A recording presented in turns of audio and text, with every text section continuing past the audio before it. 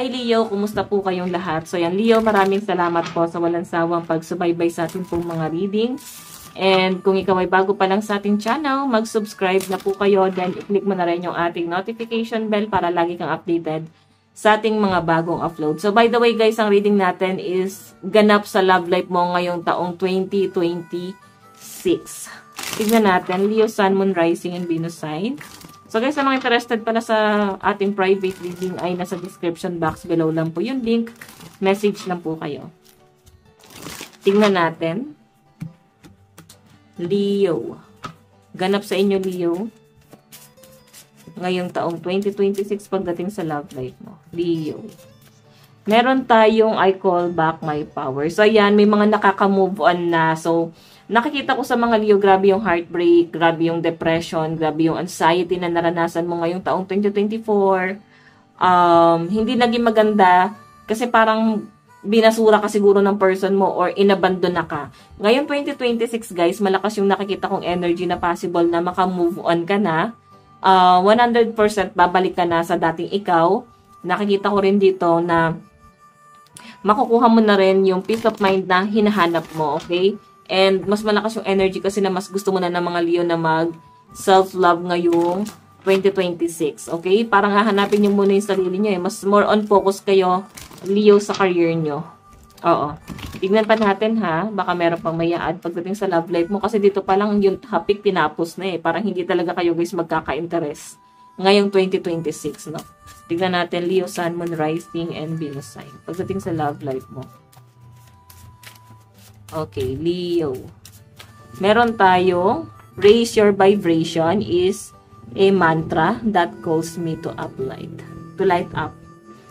Raise your vibration is a mantra that calls me to light up. So, eto kasi guys, parang ang dating sa akin is more on manifestation. So, siguro try mong i-manifest yung mga bagay na gusto mo mangyari sa'yo sa taong 2026 pagdating sa love life mo. Ang lakas kasi ng energy mo eh. So, pwedeng parang swerte yung mga Leo ngayong 2026 eh. So, yung sinasabi dito guys is i-manifest mo yung gusto mong mangyari and possible na ibigay talaga sa'yo yan yung universe. Lalo na pagdating sa love life mo. Pero more on, nagmo-move on talaga yung mga Leo. Nakikita ko na ang daming blessing na paparating sa mga Leo. Puro pera talaga. Oh, puro pera yung nakikita ko Leo. So, by the way, tignan pa natin. Leo, Sun, Moon, Rising, and Venus sign. Leo.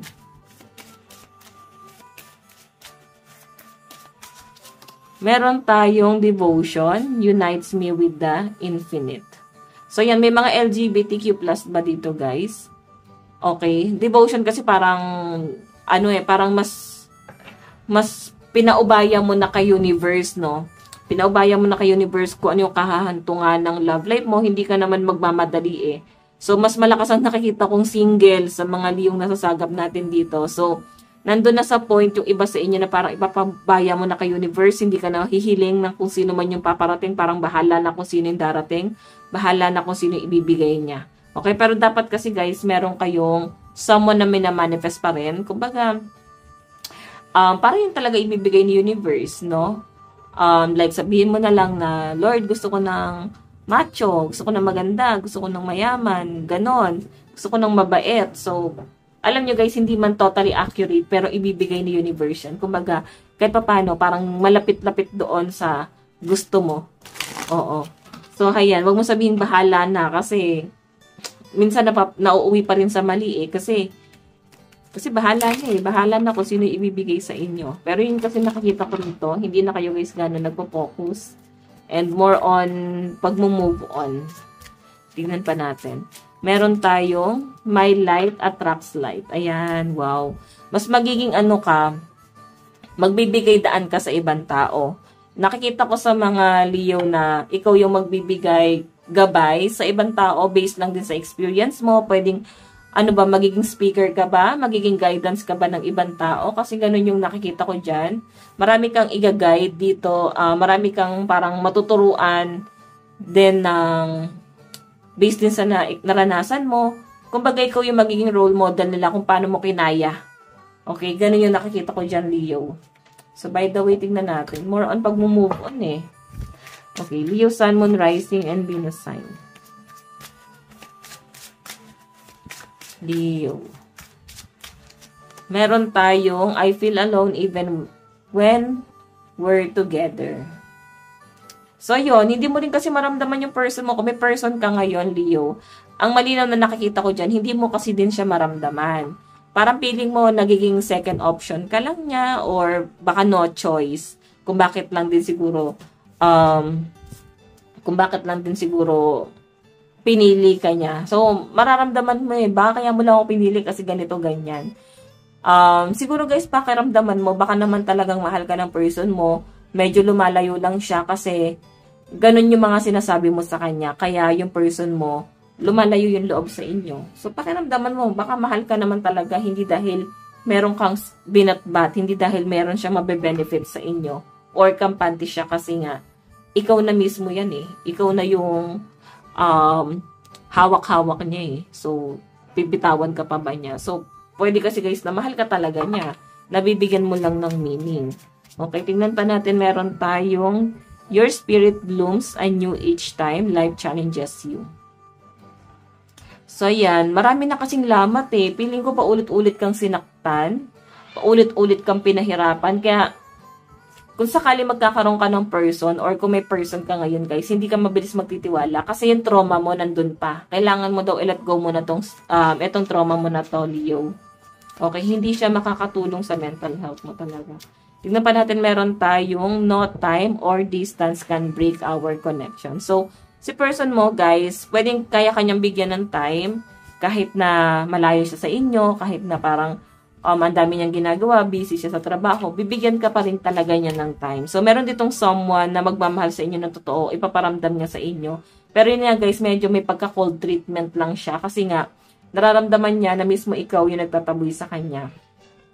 Nararamdaman niya na mismo ikaw parang ayaw mo sa kanya. Okay? Nalulungkot siya yung mga bagay na pinaparamdam mo sa kanya guys. Is possible na ang dating sa kanya hindi hindi nakakatulong. Yung mahal ka niya, gusto niya patunayan niya sa iyo sana yung puso niya, pero ikaw pwedeng hindi ka naniniwala sa intention na pinapakita niya sa inyo. Okay, pagdududahan mo yung intention nitong taong to. Tignan natin, meron tayong love deserve another chance. So, sabi rito guys, bigyan mo daw ng chance ulit yung puso mo. Buksan mo ulit yung puso mo. Kasi parang magiging pusong pato na talaga kayo, Leo. Ngayong 2026, no? As in, parang ang laki na ng trust issue mo. Lahat ng lalaki or babae, iisa na lang yung tingin mo. Parang manluloko sila, mga magagamit sila. Parang hindi mo pa rin mahanap yung tamang taong magmamahal sa inyo. Yung tipong hindi ka sasaktan, hindi ka papaikutin, hindi ka gagamitin. So, grabe. So, hindi lang kasi guys, siguro kasi grabe yung betrayal, no? Hindi lang ito sa relasyon. Pwedeng sa family mo una mong na-experience yung betrayal, then sumunod sa mga kaibigan, sa karelasyon, parang napagod na yung iba sa inyo na parang iisa lang yung trato nila sa inyo.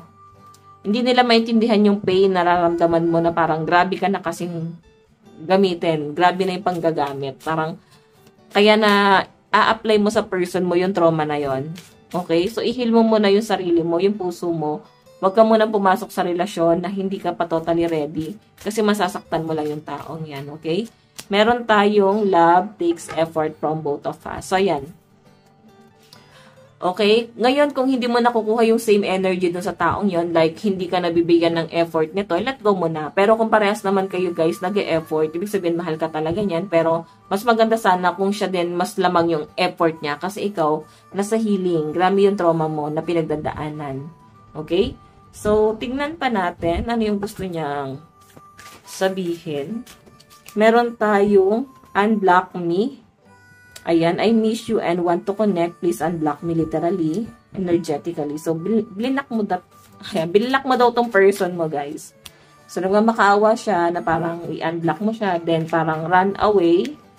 Ikaw mismo yung lumayo at nagtago. Meron tayong twin flame. Oh, twin flame mo si person. Kaya siya naghahabol. Iba yung na-feel niyang attachment sa inyo. So, meron tayong honeymoon. Ayan, naku. Mukhang asawa mo to. So, by the way guys, ito lang pong inyong reading. Maraming salamat. God bless and love you all. Bye-bye.